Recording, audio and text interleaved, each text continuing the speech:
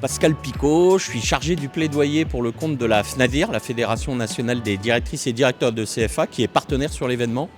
Et moi, je suis arrivé avec une problématique qui est un peu, un peu politique. C'est comment on évalue l'impact de l'apprentissage en France, depuis notamment la loi de 2018 qui a profondément bouleversé la gestion de l'apprentissage en France.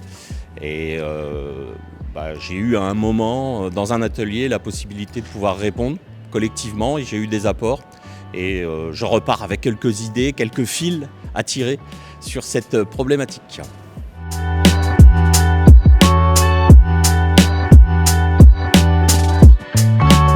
Les idées, en fait, c'est effectivement un éclatement de la gestion de l'apprentissage par différents acteurs. Et aujourd'hui, un constat que nos politiques n'ont pas forcément une vision qui permet de faire du pilotage. Et donc, ça ramène à la question politique, comment évaluer quand on n'a pas de vision et pas de pilotage. Et c'est une question qu'on avait déjà ouverte, mais qui vient se confirmer au travers des différents retours que j'ai pu avoir des participants sur cet atelier.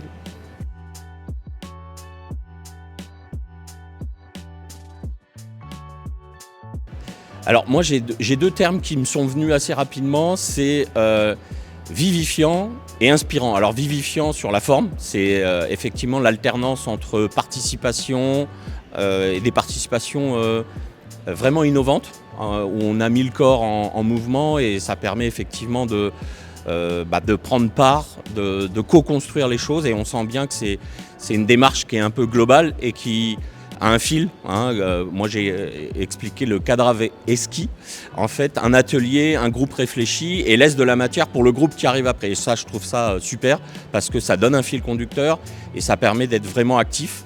Et le côté plutôt inspirant, c'est sur le fond. Sur le fond, on a des intervenants de grande qualité qui maîtrisent complètement le sujet, mais qui sont vraiment dans un esprit de laisser la parole et laisser ouvertes, les idées. Donc on sait, ils maîtrisent, mais en même temps, ils savent se mettre en position où les intervenants vont co-construire et vont amener de la matière pour faire avancer les sujets.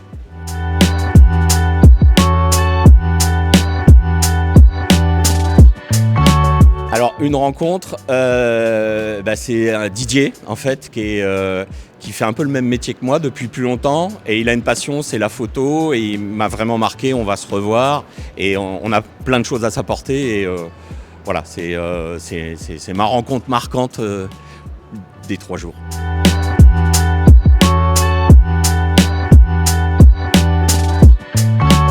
Ouais, le lieu est super, le côté retraite, il pouvait faire peur au début, mais on est vraiment dans un contexte...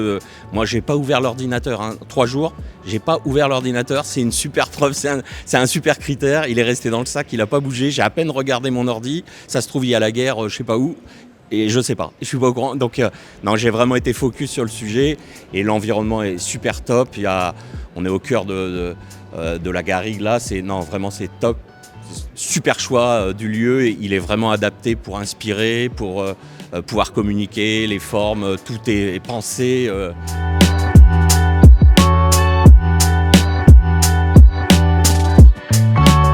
Moi j'ai même demandé est-ce qu'on aura les alumni du TACO 1 pour rester en ligne et rester en lien et éventuellement dans la perspective d'un TACO 2, moi je suis partant quand vous voulez.